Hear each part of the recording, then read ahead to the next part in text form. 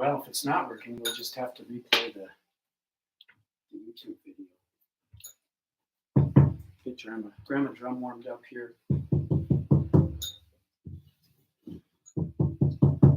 I'm going to tell my favorite children's story. And I heard this story a long time ago on a record from Danny Kaye. And if you don't know who Danny Kaye is, he was an amazing actor and singer and dancer, and he was a really good storyteller. And when I was a kid, we had a couple of records by him, and one of them was Stories for Children, a really easy to remember title. And on that record was this Bantu folk tale that I've just really took to and remembered for a long, long time. So I'm going to tell you that story tonight. Now, in this story, there's a lot of different places where the storyteller pauses and the audience would normally fill in the words at that time. Bella might do some audience for me. I don't know. We'll see if she can be coaxed into it. But in any case, you'll have to do that part from home. So yeah, you'll figure it out. Most people do. And like a lot of good stories, this story starts a long, long time ago. Before there were many people, there were only animals. And the people, they lived in a place that was kind of a great big round. That's where you come in. Circle, yes, right. They lived in a big place with a big round circle. And right in the middle of that circle was a great big tall tree. And it was the giving tree. And that tree provided everything they needed. Because the sun was hot, the tree provided shade. The tree provided fruit that fell from the tree. The tree's roots massaged the earth so grass would grow and water flowed and everything was just the way the animals needed it. And the only thing the animals had to do to keep things that way was to remember the name of the tree and say thank you. Well, as time went by, the animals forgot to say thank you. And eventually, the tree started to wilt a little bit. And then a little bit more. And then the branches were reaching out and there weren't as many leaves on them. They started to get dry. And then the sun started to seem a little hotter. And then the grass started to get brown and the water started to dry up and there wasn't as much food. And eventually the animals got pretty nervous and time had gone on for a while and no one could remember to say the name of the tree and to say thank you. So as things were getting bad, the animals called for a council. It was a really noisy affair because all the animals came from everywhere. They sat in a great big, that's right, circle. So everyone could see everyone could hear everyone talk. And the animals were nervous and they were saying, what should we do? What should we do? The tree, it's not giving us what we need to do. And well, look, the grass is turning brown and the water isn't flowing and we're getting hungry and thirsty. And who can help us? One of the elephants spoke up. They have long memories. And they said, I remember we used to say thank you to that tree. Oh, and everyone got really excited. Yes, yes, yes. And then they kind of got sad. And they said, but no one remembers how to say thank you. Well, at that moment, the wise old owl spoke up and said, I remember we would gather every day and say the name of that tree. That's how we said thank you. Oh, yes, the animals got excited. That's right. That's what we did to say thank you. We said the name of the tree. Well, Owl, what's the name of the tree? I don't remember. And the animals said, oh, Owl is so wise. If he can't remember the name of the tree, what will we do? But, the old owl said, the eagle who lives on top of that mountain. And he pointed one of his old wiggly wings off into the distance. And the animals turned their heads. And remember, they lived in this kind of circular place. They weren't used to traveling at that time. But they did, way off in the distance, see a really tall mountain. And at the top, they could see something. And the owl said, the eagle king who sees everything and knows everything. He'll know the name of that tree. So the animals got excited. So all we have to do is go to the top of the mountain and ask the name of the tree. The eagle will tell us. But who could get way up there and come back down in time for us to really, save ourselves? The deer jumped up. And the deer said, I'll go to the top of the mountain. I'm the fastest animal here. I can race to the top, get the name of the tree, and race back down before the sun sets. And the animals said, yes, deer, you should go because you are the fastest of animals. So deer took off. He ran. He ran out of that big circle. He ran across a meadow. He ran through woods. He ran across another meadow. Came to a stream and jumped right over it and landed on the other side. Now he was running through a desert. He ran for a while, came to the bottom of the mountain, and whoa! He looked up.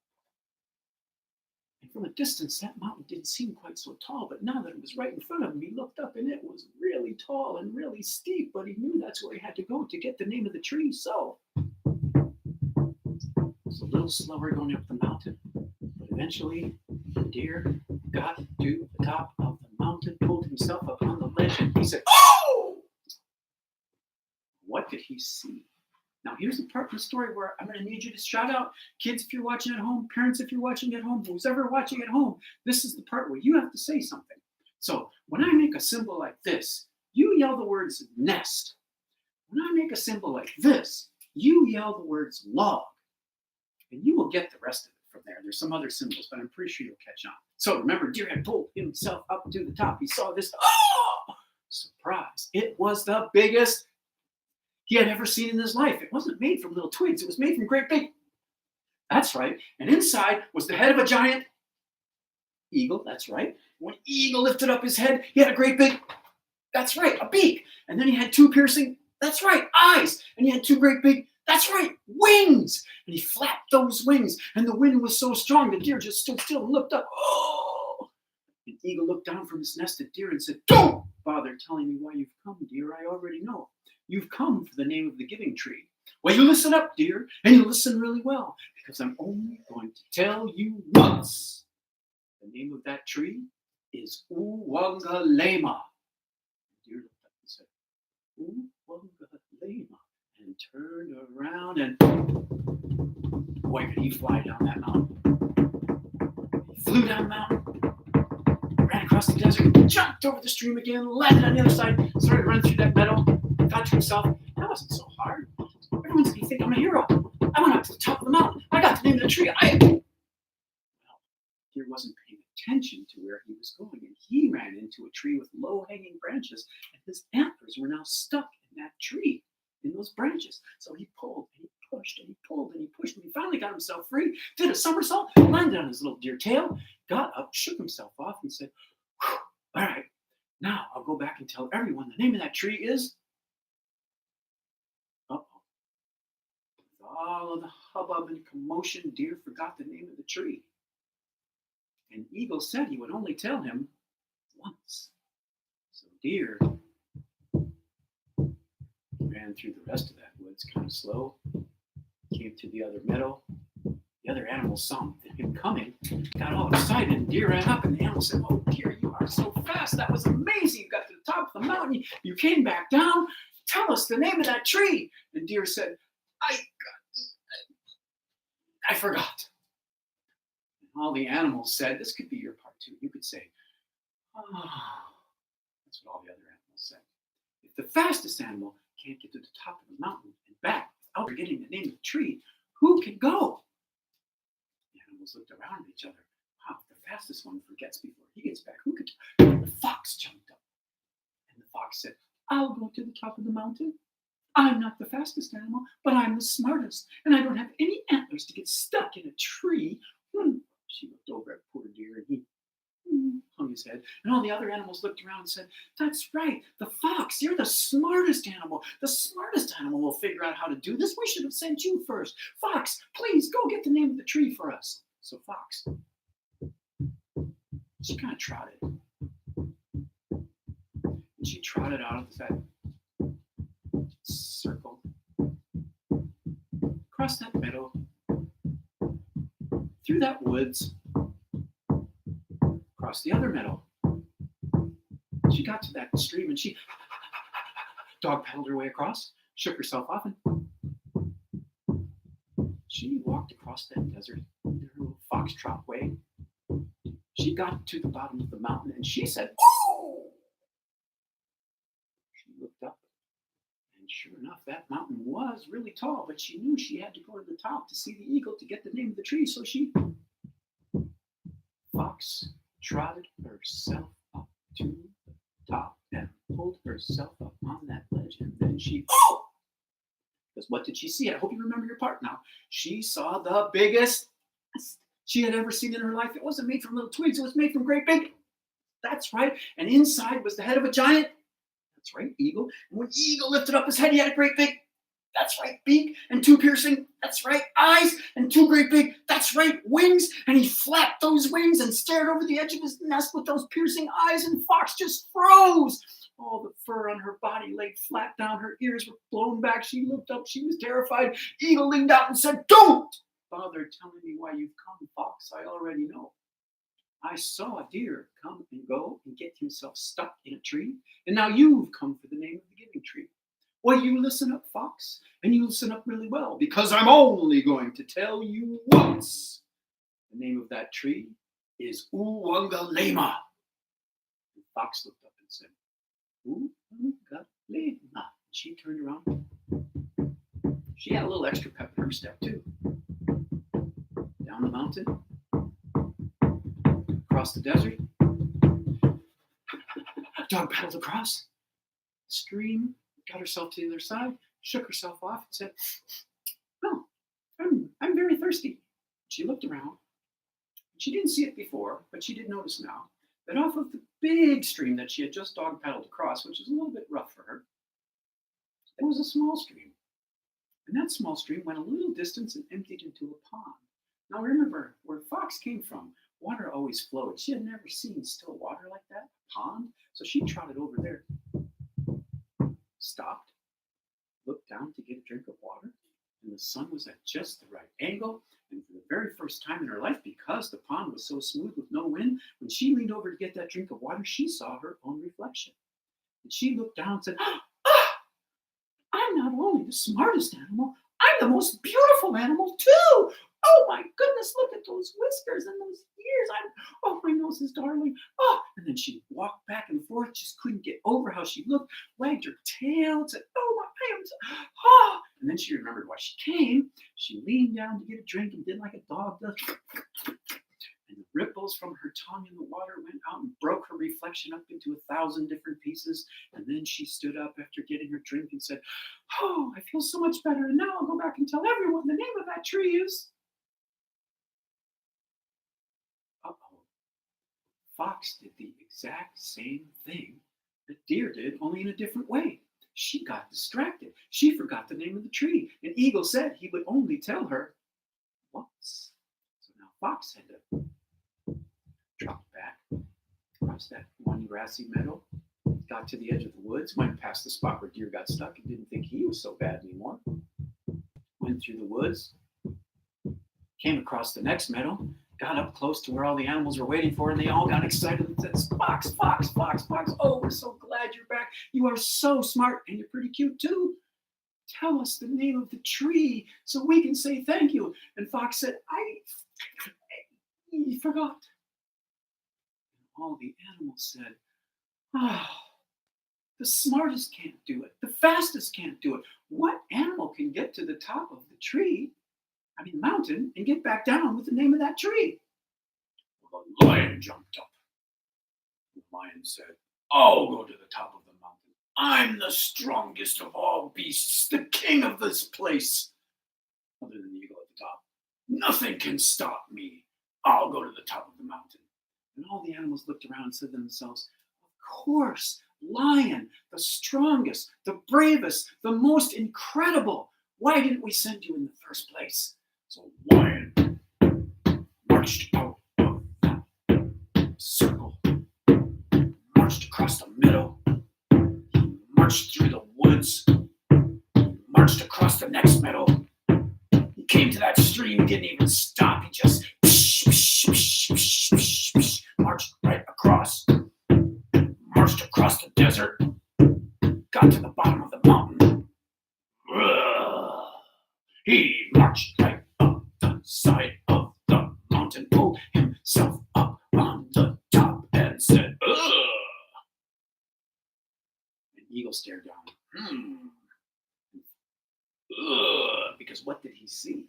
He saw the biggest he had ever seen in his life. It wasn't made from little twigs. It was made from great big logs. That's right, logs. And inside was the head of a giant eagle. Yes. The eagle lifted up his head and he had a great big, yes, beak. And he had two piercing, yes, eyes and two great big wings, yes. And he flapped those wings. And Lion stood right there and said, huh. And Eagle looked down and said,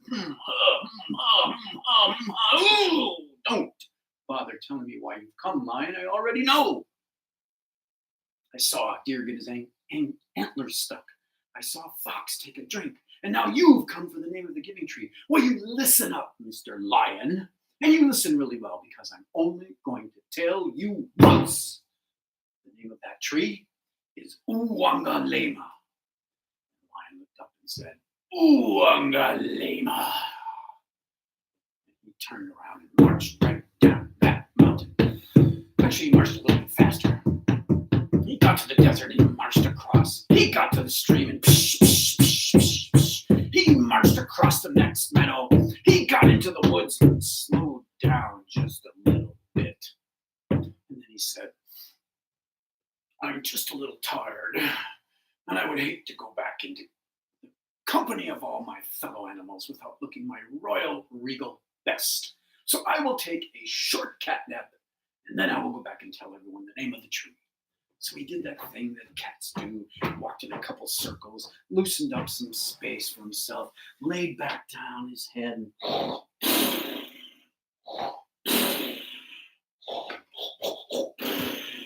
had some dreams, stretched himself out when he woke up, took a look around, said, now I'll go back and tell everyone the name of that tree is... Lion, the bravest, strongest, king of beasts, did exactly what fox and deer did. He forgot to stay focused. He got sidetracked. He took a nap and forgot the name of the tree. But Lion, being a cat, could not admit he was wrong. You have cats in your house? I have cats in this house. I tell you, those cats pee on the floor, look at you like, wasn't that great? Run across the room, grab onto some piece of furniture, scratch it all up. You're like, cat, stop doing that. Don't you love me? You know how cats are. They never admit they're wrong. Everything they do, they think is right. So Lion marches through the rest of the woods, comes across the meadow. All the animals see him coming. He looks like his brave, confident self. Doesn't slow down. They all gather around. They're all so happy to see him. Lion, the king of beasts, bravest and strongest of all animals. You've gone to the top of the mountain. Come back with the name of the tree. Oh, we can't wait. What's the name of the tree, Lion? And Lion says, the name of that tree is Kawalungabunga. And the tree goes, wilts even more. And the animals are scratching their heads. They go, Lion, are you sure about the name of the tree? And Lion says, well, the name of the tree is Hoochie Millibaka. And the tree goes, ooh, a little farther. So the animals look around and they say, Lion, are you sure about the name of the tree? And Lion says, well, actually, the name of the tree is, I forgot her. And all the animals go, oh, no. Oh, the bravest and strongest king of beasts can't do it. The smartest and prettiest can't do it. The fastest can't do it. And Eagle's probably getting tired of telling animals the name of the tree. Who can pull off this job? And they all start talking amongst each other again. And no one's standing up to volunteer because the seagull, they're afraid of him now. And then they hear a voice. I'll go. The animals look around. And then they have to look down on the ground. And then some of them start laughing. Who do you think it is? It's Turtle. Turtle, wait a minute. Turtle's looking up. Turtle, the fastest animal couldn't do it, and you're the slowest animal. Turtle, the smartest animal couldn't do it, and you're really not that bright, Turtle. And Turtle, the bravest and strongest of all beasts couldn't do this, and you hide in your shell every time a butterfly goes by. How will you do this really important job, Turtle? Turtle looks up. He looks around and he said, no one else wants to go, do they? And all the other animals looked around at each other and they had to admit Turtle was right about that. No one else wanted to go. So they finally said, yes, Turtle, you go and good luck. So Turtle started out. was very slow, of course. But before Turtle even left the big circle, he went over to see his mother. And he said, "Mother, if you have to do something really important, what's the best way to succeed?" And his mother thought for a moment, and she looked at Turtle and she said, "Turtle." Now, when I usually tell this story to a group of people, they have to remember these symbols and repeat these things after me. So follow along if you can. Turtle, you keep your eye on the prize. That would be you. Your heart on the goal. And never give up. And Turtle looked up at his mother, moved his head up and down slowly, and he said to himself, "Eye on the prize, heart on the goal, never give up." And he started off. Now, Turtle was very slow. And we could be talking till, I don't know, the COVID-19 virus quarantine wears off before Turtle even gets out of the first meadow. And he keeps going, one slow step at a time through the woods. Why, we might be here until past the 4th of July talking about how long it took Turtle to get through those woods. But he keeps going. And then Turtle gets to the next meadow and he just keeps going slowly, one step at a time. Why, we might be almost to the end of summer by the time Turtle finally crosses that meadow and slips into the stream and says, "Oh, this is where a turtle belongs." It felt so good to be in that stream. There was a big part of him that just wanted to stay there, but he remembered what his mother told him. He had to keep his eye on the prize, his heart on the goal, and never give up. So he crawled up the bank on the other side of the stream and started walking across that desert in a slow turtle way. Now you have to remember, he was not a desert tortoise. He was your common painted box turtle.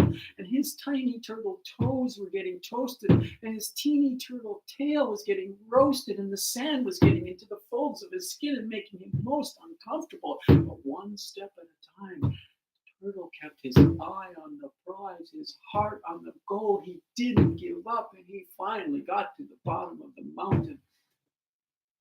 And no matter how far he strained his neck, he couldn't see the top.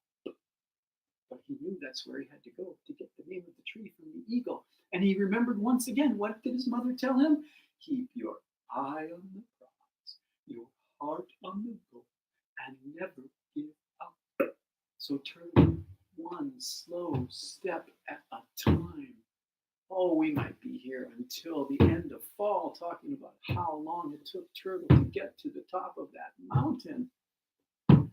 But one step at a time, he finally got to the top and pulled himself up on the ledge, looked up, and couldn't believe what he saw. Do you remember what he saw? He saw the biggest nest he had ever seen in his life. It wasn't made from little twigs, it was made from great big, that's right, logs. Inside was the head of a giant eagle. That's right, eagle. And the eagle had a great big beak. That's right. 2 piercing eyes. That's right. 2 great big wings. That's right. And then flapped those wings. The wind was so strong, Turtle was frightened.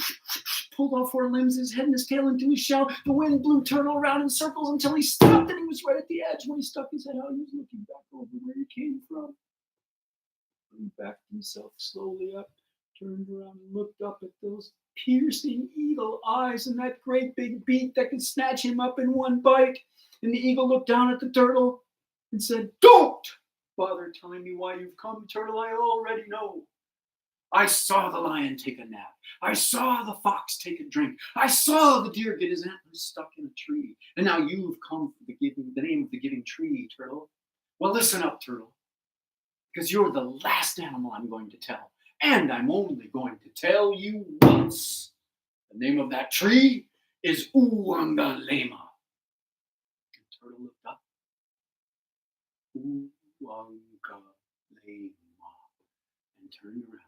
And step by step, and with every step as he went down that mountain, Uwangalema,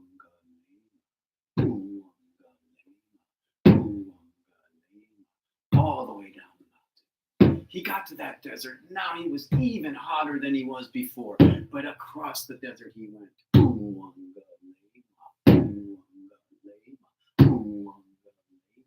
Turtle got to the stream, and it felt even better than the first time when he slipped himself in. He swam across. So tempted to stay in the water where he could be comfortable, but all the other animals were depending on him, and his mother told him to keep his eye on the prize, his heart on the goal, and never give up. So Turtle crawled out the other side of that stream and started to walk across the meadow, right past the spot where the fox took a drink. Did Turtle stop? No, he said, Again, it took him a long time to cross that meadow, and he got to the edge of the woods where the deer had got his antlers stuck in a tree. Did Turtle stop? No. Turtle crawled his way deep into the woods. He came to the spot where even the mighty lion had to stop and take a nap. Did Turtle stop? No, he did not. It took him a long time, but he finally came out the other side of that woods. Then he was crossing it in the last meadow. Eventually, the animals could see him coming in the distance, and they didn't want to wait for Turtle to get to them, so they all ran towards Turtle. The earth was shaking. A big cloud of dust was coming up, and everyone was headed towards him. Turtle was frightened. He pulled himself into his shell and sat tight. The animals gathered around him in a circle. They started knocking on his shell. Turtle, Turtle, Turtle, come out of that shell. Turtle! Turtle. He